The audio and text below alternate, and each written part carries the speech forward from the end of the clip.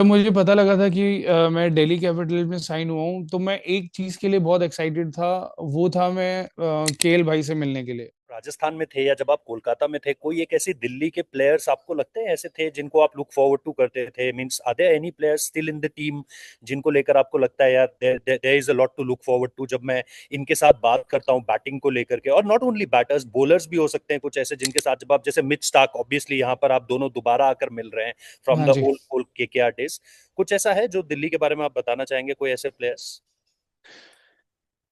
जब मुझे पता लगा था कि मैं दिल्ली कैपिटल में साइन हुआ हूँ तो मैं एक चीज के लिए बहुत एक्साइटेड था। वो था मैं केएल भाई से मिलने के लिए। बिकॉज मुझे ऐसा लगता है कि अगर कोई किसी से मैं अगर बात करूं, अगर कोई मेरा गेम समझेगा या मैं किसी को अपना गेम समझाना चाहूंगा। आपको एडवाइस देना बहुत आसान है, बट एडवाइस, अच्छी एडवाइस वही दे सकता है जो आपके गेम को जानता हो कि मैं किस तरीके की क्रिकेट खेलता हूँ। उस तरीके की एडवाइस देना एक आर्ट है, आई गेस वो केएल भाई में है। और मैं बहुत एक्साइटेड था कि बहुत कुछ सीखने को मिलेगा केएल भाई से, और मेरी कॉन्वर्सेशंस भी हुई हैं उनसे। और एक ये पॉइंट था, और प्लस मेरे दो बहुत पुराने दोस्त अक्सर और केडी, केडी के साथ मैं बहुत खेला हूँ। अक्सर के साथ साथ नहीं खेला हूँ, बट अक्सर वैसे बहुत अच्छा दोस्त है। तो ये जो तीन चार पांच, और यूपी के भी दो तीन लड़के हैं जिनके साथ मैं 2 सीजन यूपी में खेला हूँ। तो ओवरऑल सारे ही, इवन मिचेल स्टार्क जिससे अभी तक हालांकि मिचेल आया नहीं है, तो वो भी एक बहुत ही सुलझा हुआ प्लेयर है, सुलझा हुआ क्रिकेटर है।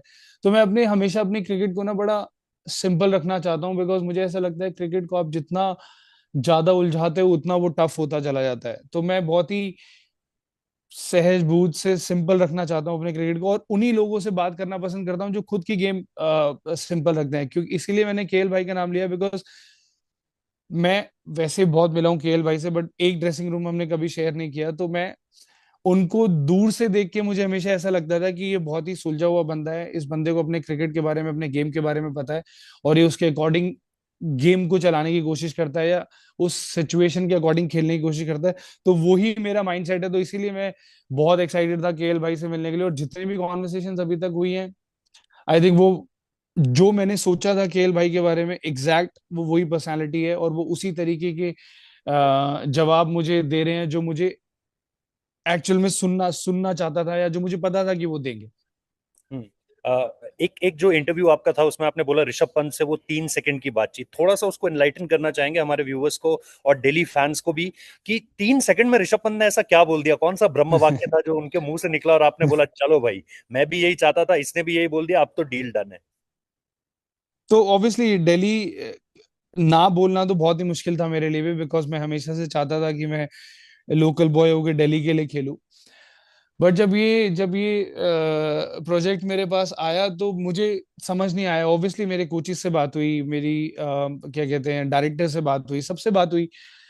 वो फिर मेरे को लगा कि यार इस फ्रेंचाइजी को ऋषभ से बेहतर कोई नहीं जानता, बिकॉज उसने बहुत साल इस फ्रेंचाइजी के लिए खेला है।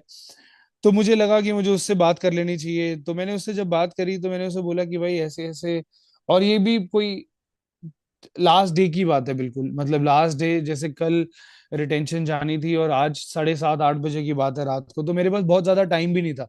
तो मेरे को एक ही बंदा चाहिए था जिसको सब कुछ पता हो, इन एंड आउट, मेरे बारे में भी और डीसी के बारे में भी। तो मुझे वो ऋषभ भी मिला, और मैंने ऋषभ को कॉल किया। मैंने उसे बोला कि भाई ऐसे ऐसे अपॉर्चुनिटी आई है, अब क्या करूं मैं। तो उसने बोला कि तेरे लिए इससे बेस्ट कुछ नहीं हो सकता, चुपचाप साइन कर। तो ये 3 सेकंड सिर्फ यही वर्ड थे।